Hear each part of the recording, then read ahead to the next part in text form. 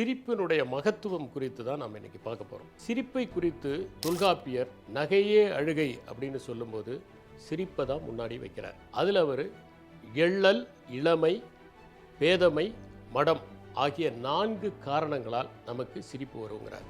ஒருவரை இகழ்ந்து பேசுகிற போது சிரிப்பு வருகிறது அப்படின்னு இளம்பூரணார் சொல்லுகிறார். சிறுபஞ்ச மூலத்தில் என்ன சொல்கிறாங்கன்னா, நீங்கள் கல்லாதவனுடைய அறிவையும் காதில்லாதவனுடைய அழகையும் பயன்படாத பொருட்களை அடுத்தவர்களுக்கு கொடுப்பவனை பார்த்தும் சிரிப்பீர்கள் அப்படின்னு சொல்லப்பட்டிருக்கிறது. கதா உபனிஷத்திலேயே நசிகேதன் தன்னுடைய தந்தை பயனற்றவற்றை மற்றவர்களுக்கு கொடுக்கிற போது அதை பார்த்து கேள்வி கேட்டான் அப்படிங்கிற ஒரு சம்பவம் இடம்பெற்று இருக்கிறது. இதில் சிரிப்பு மனிதனுக்கு உரியது. மற்ற விலங்குகள்லாம் புன்னகை புரியும், ஆனால் சத்தமாக சிரிக்கிறது மனிதனுடைய இயல்பு. இதை பற்றி பேசும்போது ராமச்சந்திரன் தன்னுடைய ஃபேண்டம்ஸ் இன் த பிரெயினில் ஒரு கருத்தை குறிப்பிடுகிறார். மனிதன் தன்னுடைய கூட்டத்தில் வாழும்போது எதிரில் வேற யாராவது வந்து வேற கூட்டத்தில் இருந்து வந்தால் பல்லை காட்டு பயமுறுத்துவது சிம்பன்சிங்கிலிருந்தே வந்தது.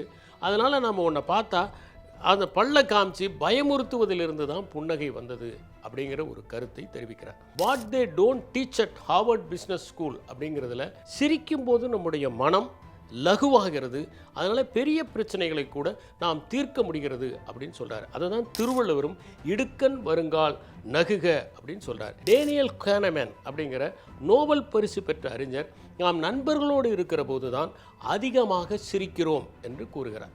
நம்ம எல்லோருமே சிரிப்பை நேசிப்பவர்கள். ஒருத்தர் வீட்டுக்கு போனால் அவங்க சிரிக்கிற மாதிரி இருக்கிற புகைப்படங்கள் தான் இடம்பெற்றிருக்கிறதே தவிர அழற மாதிரி எந்த புகைப்படமும் அவர்கள் வீட்டில் இடம்பெற்றிருப்பதில்லை.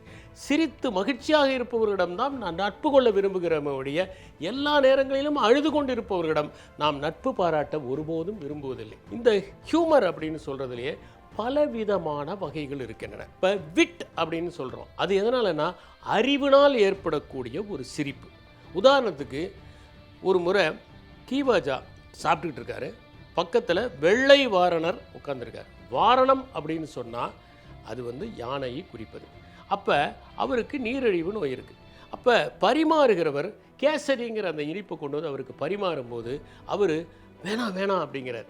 அப்போ கீவாஜா சொல்கிறாரு, வாரணம் கேசரியை கண்டு பயப்படுகிறதா, அதாவது யானை சிங்கத்தை பார்த்து பயப்படுதா அப்படிங்கிற பொருளில் கேட்டார். இது விட்.